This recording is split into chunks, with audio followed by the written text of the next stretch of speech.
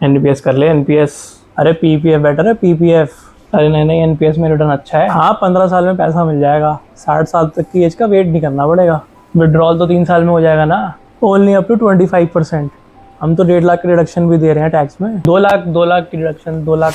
यार इन दोनों को छोड़ो, मैं बताता हूँ एनपीएस और पीपीएफ में कौन बेटर है।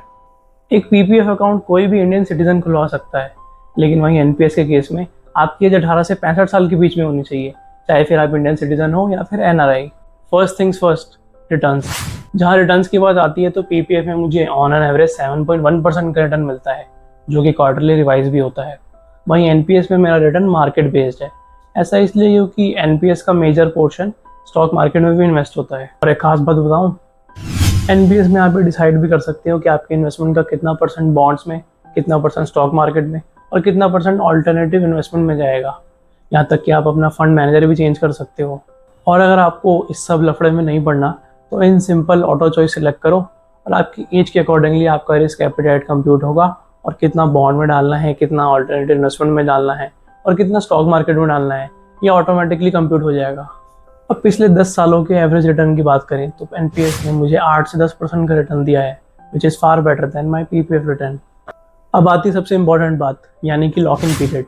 जहाँ पे पीपीएफ में मेरा लॉक इन पीरियड है 15 साल, वहाँ पे एनपीएस में थोड़ा सीन अलग है। एनपीएस में मुझे 60 साल की एज तक अपना पैसा लॉक इन रखना पड़ेगा।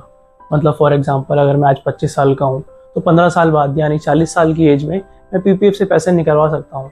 लेकिन वहीं एनपीएस के केस में मुझे 35 साल तक वेट करना पड़ेगा, जब तक मैं 60 साल का नहीं हो जाता। अब अगला पॉइंट आता है टैक्स सेविंग का। तो पीपीएफ और एनपीएस दोनों में ही भर भर के टैक्स रिडक्शंस हैं।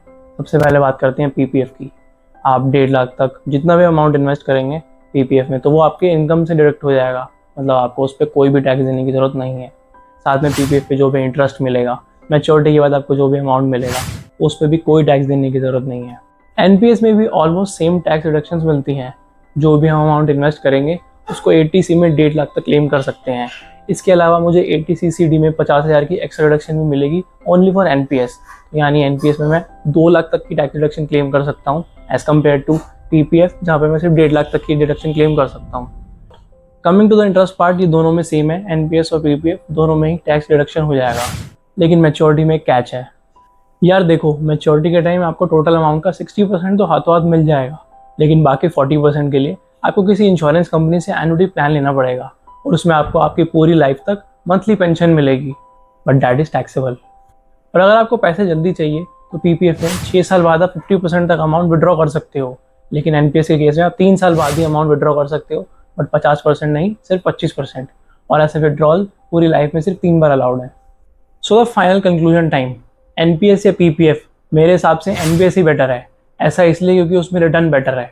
अब आप कहेंगे कि उसमें पैसा तो सिर्फ 60% ही मिलेगा, लेकिन अगर मैं दोनों में सेम अमाउंट इन्वेस्ट करूँगा 60 ईयर की एज तक, क्योंकि लॉक इन पीरियड 60 ईयर्स है मेरे एनपीएस के केस में, तो मैं देखूंगा कि 60% amount of my maturity amount from NPS will be equal to the maturity amount of PPF. And NPS में लमसम अमाउंट मिलने के बाद मुझे हर महीने पेंशन भी आती रहेगी। So according to me NPS is a better option.